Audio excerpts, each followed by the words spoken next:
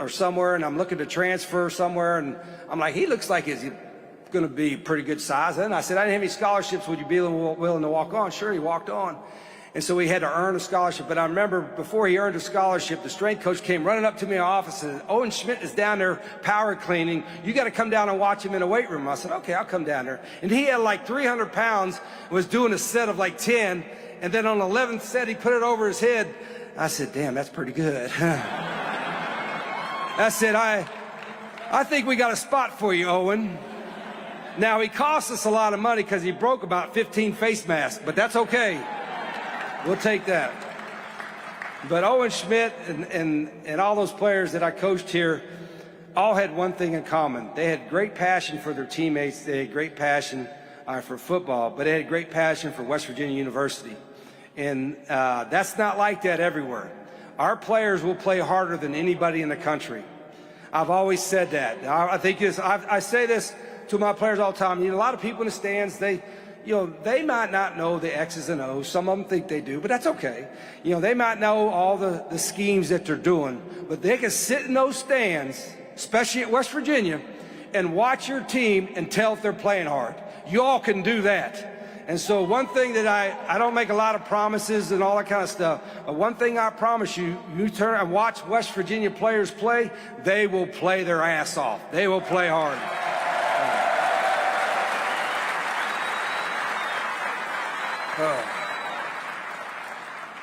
So I know I ramble on. Tony's going to give some questions, and we'll have something in the media. But I do want to. All right, let me catch my breath here. I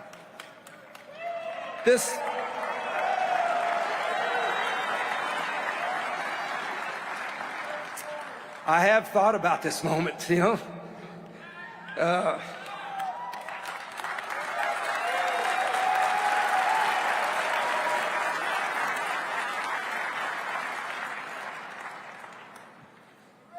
I get to coach at the greatest university in this country.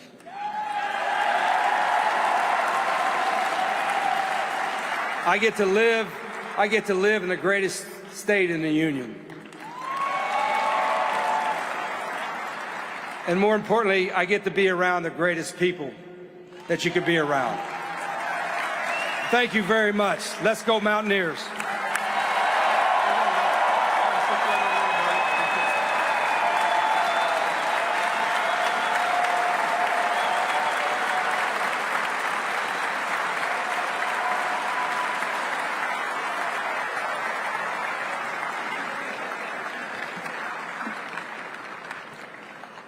Thank you, Rich. We're going to open this up to the media members who are here, and we will do a question and answer. We've got Charles and we've got Richard with us here with the microphones. And so our press members, if you would, please raise your hand, identify yourself, and to whom you are asking the question. Go right ahead. So, Rich, let's start with the emotions when Ren called you, offered it to you. Can you explain what that was like, and how long did it take you to say yes? Well, I think I said yes before he completed his sentence. I think Ren was very thorough, and I've been fortunate to be through a few of these processes before, and there's always a time frame to go with it, but everybody was really professional. It was no, lead you one way and go another way. Asked all the questions, even the hard questions, and the last 24 hours. When you get interviewed, you're thinking, okay, now I'm a finalist. And I'm thinking to myself, well, Ms. Rita and I were like, let's not get our hopes up too high because we don't want to be devastated. So probably the last 7 or 8 hours, he tortured us, till there finally was a call and said, you ready to come back home? And the answer was, before he finished the sentence, are you kidding me? I might have said a bad word in between there, but yeah, very nice. Anyone else? Luke Blaine, Daily Athenaeum. So, Coach, obviously, you experienced today an unruly fan, and there are fans out there who might still carry some hard feelings about the end of the 07 season. So do you have a message to fans who are a bit apprehensive about your return to Morgantown? Sure. And I understand there's fans upset, and at least they care, right? But sometimes that not everything is as you think it is. But I made a mistake, and my promise to not just the folks that are upset, But to everybody here and everybody that's been very, very supportive, all right, I will earn your support.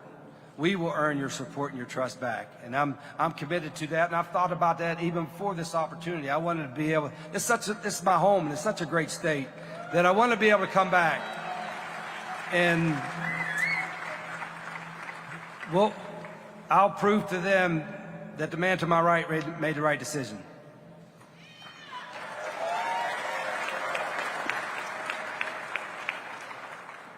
Mike Austin with West Virginia Sports Now. Coach, separate from the personal and maybe those detractors that Luke's bringing up, there could be some others, and we've heard this since the announcement, that say you wanted Jacksonville State, but that's a different lower level than the Power Four. You did have success, but it was many years ago, last time you had a big success at Arizona, and they're apprehensive that your success at Jacksonville State would translate, and your success in the past would translate at the Power Four level in this current culture. How would you respond to that criticism that it was too long ago for Power Four success? I mean, there's a lot of opinions, a lot of them are uneducated, and some of them don't know the resources, but it doesn't, all we've tried to do is every place we went to build the best football program in America, and some had different challenges. I'm really proud of what happened at Jack State, the players and the staff we had there. We went from a 1AA team to a 1A team, and nobody's ever done it, and went to 2 straight bowls and won a conference championship in their second year, and played some pretty good football, against some teams. There's a lot of Power Four teams that wouldn't want to play Jack State right now, I can tell you that. But with that being said, as I mentioned earlier, if I was the same coach now that I was in 2007, then I didn't follow my own guidelines for my players and my staff about getting better every day. And now I know the landscape has changed, the goalposts have moved, and we've moved with it. Then the great part about it is that this opportunity for me was so good, not only because it was home, not only because I wanted to come back and make it right, but because the school, Ren, and everybody here associated with President Gee and the board are committed to having us have a seat at the table and trying to win. They're not just going to compete, they want to win, and we're used to winning here. So that to me was extra appealing, and all the naysayers, all that kind of stuff, I'm going to just say, just wait till we play, and then you'll see what's going to happen. Well, you'll be all right. All right, Coach. Joe Smith here with Reddit's College Football Press Corps. Main thing I want to ask you is, you brought this program to some of its most national relevance, its most national success during your previous tenure here. It's 17 years ago. The sport has changed. The university has changed. We're in a different conference. Can you talk about what your vision is to bring West Virginia football back to national relevance and success, and how that might have changed since your first tenure here? Yeah, the biggest thing that's changed, obviously, the transfer portal. Guys are almost free agents every year, and they're getting paid. Not all this stuff is all bad, but you got to be positioned to do that. But when Coach Nealon was here and winning, when I had success here, whenever they had success here, you got really, really good players, and you coached them really hard. That's what happened when I played here for Don Nealon. He had good players. I wouldn't be a great player, but I was okay. But he had good players, and then we got coached hard. All right, my players here, and some of you here, I had a lot of really good players, and they played really hard. That formula has not changed, and I think that's the key to our success. We're going to find really good players that want to be at West Virginia, and then they're going to play really hard, and then we'll win.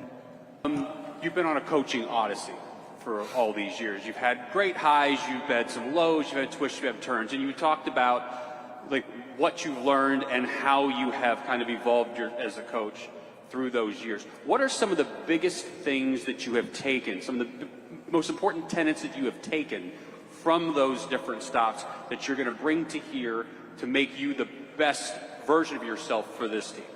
Yeah, I think every place is unique. I said there's certain principles that you got to have at every place you're at as a coach, but then certain places are unique, and how you go attack the recruiting, how you get your talent, or how do you acquire your talent, your staff and you put together.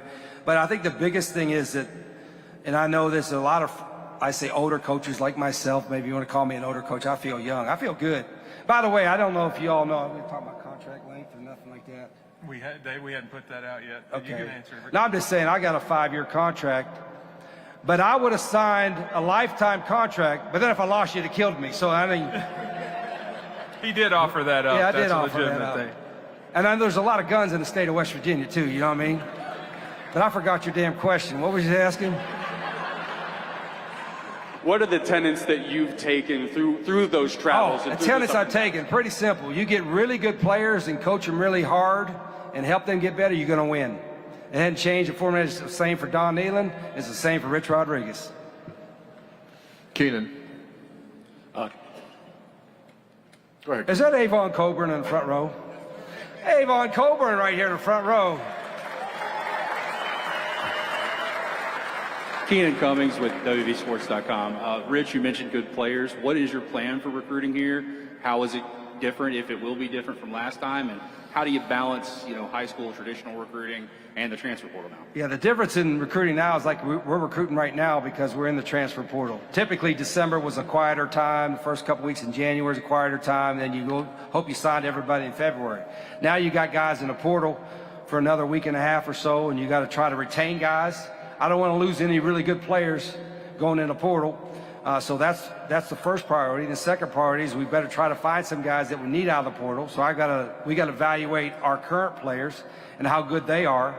And then we got to be completely honest with our guys, not just now, but certainly in the spring, where they stand. Because I don't want to have a guy and tell him, well, you're going to be a starter, but he's going to be a third-team guy. He probably needs to go somewhere else. So the revolving door, so to speak, from a transfer portal situation, I like to see it slow down a little bit.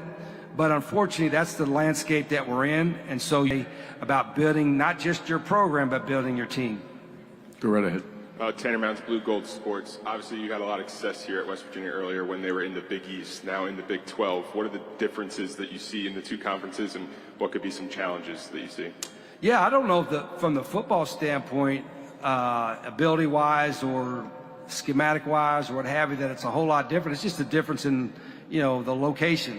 Some of those schools you're in the Big East, most schools you're competing against, you usually compete against them in recruiting and all that back then because everybody's in the same region and recruiting was different. Now everybody's everywhere, but so is recruiting is everywhere because of the transfer portal. So that's a little bit different. It was kind of unique when I was talking to Ren about that and they're looking at the Big 12. I'm like, I'm more familiar with this is my time in the Pac-12. You're talking about Arizona, Arizona State, Utah, you even played BYU a couple times. So I probably know those programs, know those regions, know how they recruit, or at least how they've recruited in the past more than any other league. Go right ahead, Justin. This question's for Ren. Obviously, going back a couple of weeks ago to the Neil Brown decision, the billboards across town, there was obviously some kind of divide in the fan base at that time. Do you think this hire helps alleviate some of that divide or not? Yeah, listen, I think you want to be careful how much you overvalue any particular fan sentiment at any particular time. I mean, listen, sports is where you get to come and you get to be irrational and emotional. And so I think my job is to not weigh that into the decision-making matrix. And I love the fans, and I love when they love me, and I ignore when they don't, because that's part of the job, right? Like you just have to make the best decisions that you can, armed and equipped with the best decision the best information that you have. But here's what I know about West Virginia. Listen, I heard from both sides, and Coach and I talked about this. He knows that there's some people that have hard feelings from 17 years ago. But West Virginians love to see West Virginians do well. And West Virginians love to see this program do well and represent this state. And when I sat with him, no other candidate had the kind of passion for this state, this community, this university, and this football program the way that he did. It's very personal. I mean, and I'm excited that he's here, and I think we're going to rally the fan base. We're going to win games, and there won't be any kind of division. Everybody will be rooting for the Mountaineers. John. Coach John Logold, how does this job as a coach, as a CEO of a football program compare now to 2001? Yeah, I think that's a great question. I think because of the changing landscape of college football, college athletics in particular, with the NIL transfer portal, There's so many different things that a coach has to be, a head coach in particular has to be involved in. You know, you've always been involved in as a head coach and help raising money, but before you were raising money for scholarships or you're raising money for facilities, and now you're trying to help raise money to pay players. Yes, there's only a few schools down south that used to do that. You know what I mean? They would do it through the churches. You know what I mean? They have a little.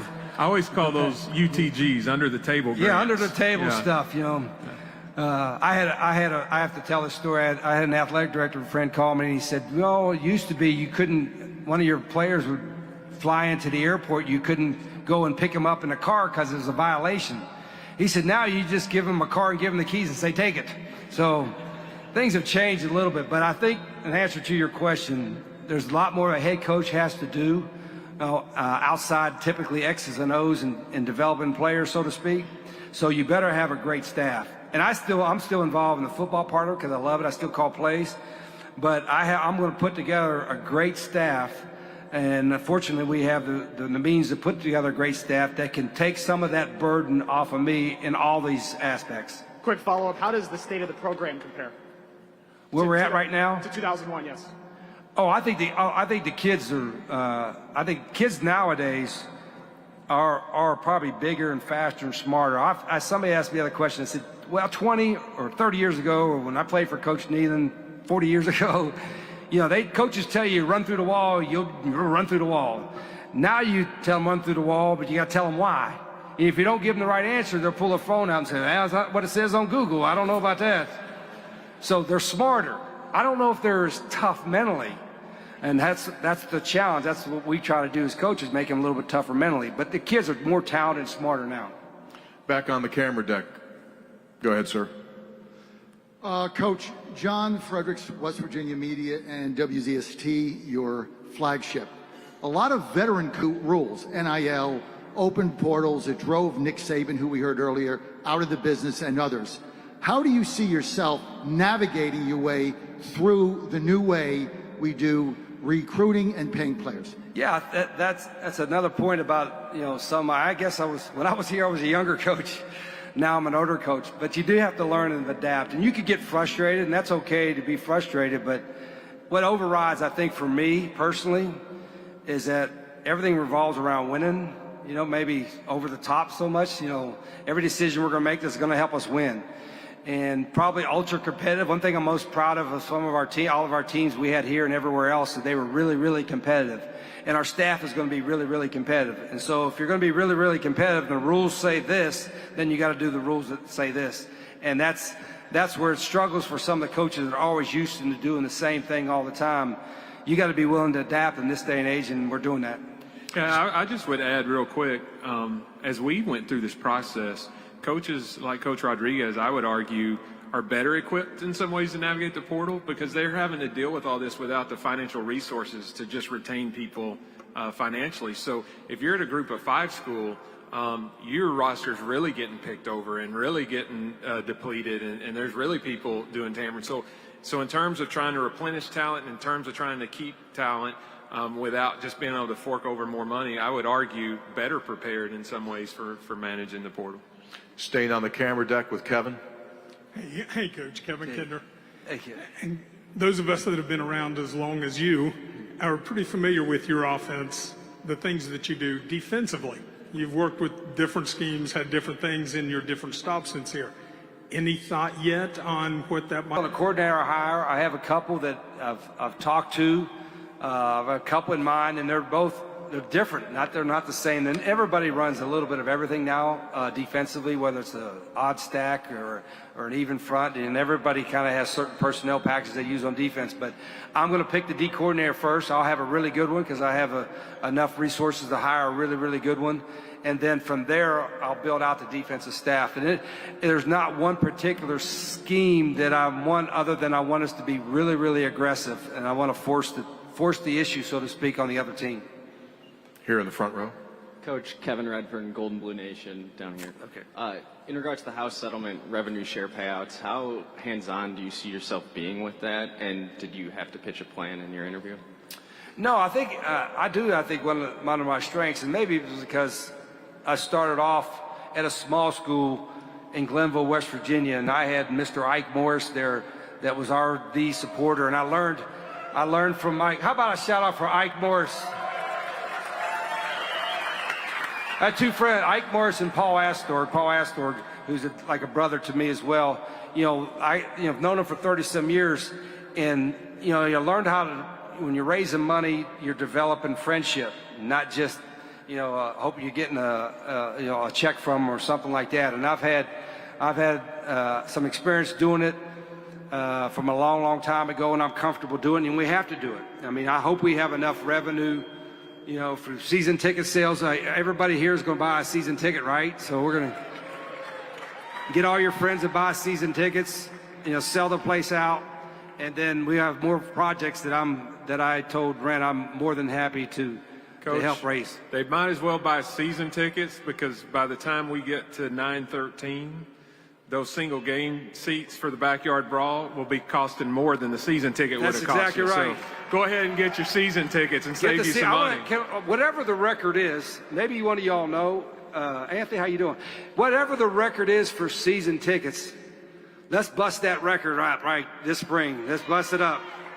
You want to get it while you can, right? Mike? Mike Osti again with West Virginia Sports Now, and this actually could be for either one of you. There was a lot of talk last year, even year before, about schedule making, scheduling. Ren, you've been open that you feel the strength of schedule is a direct result in teams' records, especially in the Big 12. There's been some tinkering. Next year, you're going to have an FCS to start, where that wasn't the case for many years under Coach Brown.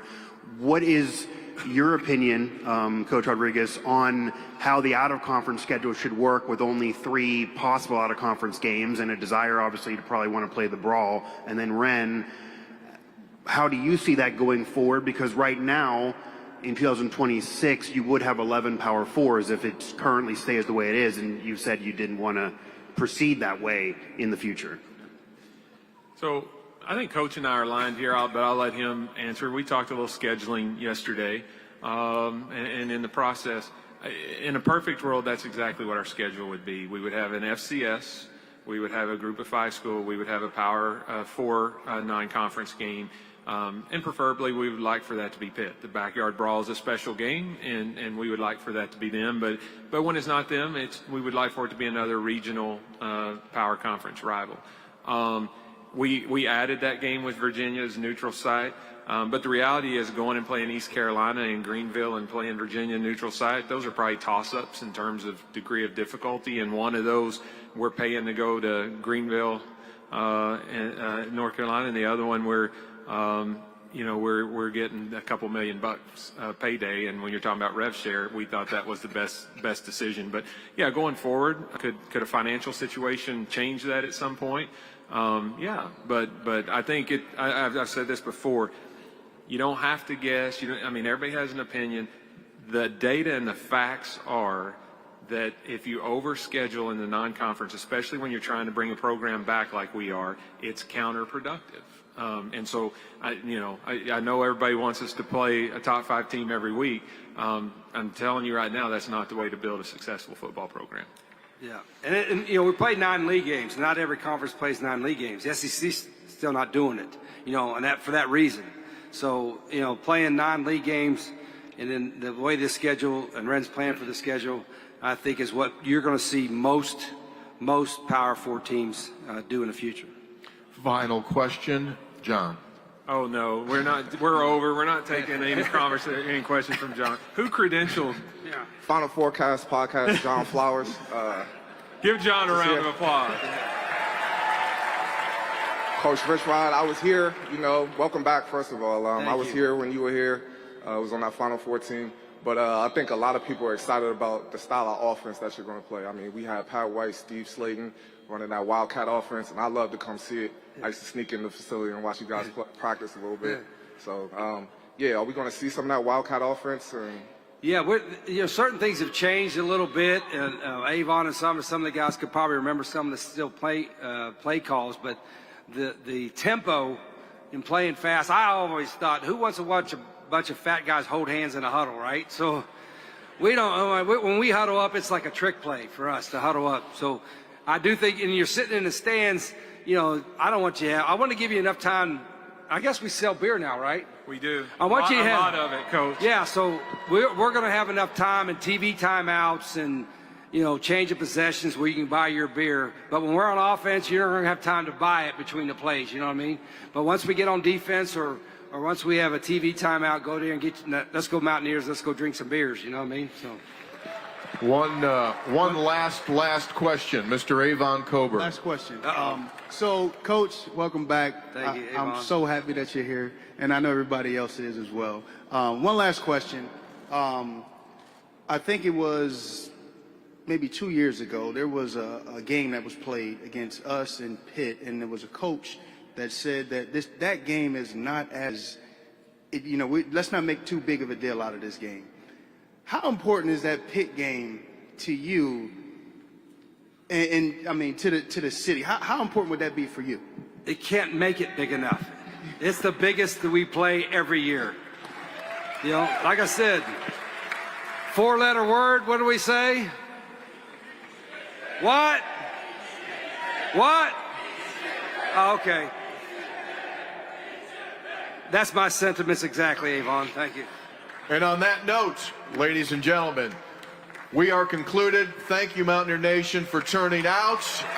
Rich Rodriguez, Ren Baker, we'll see you down the road. Thanks for being with us, everyone.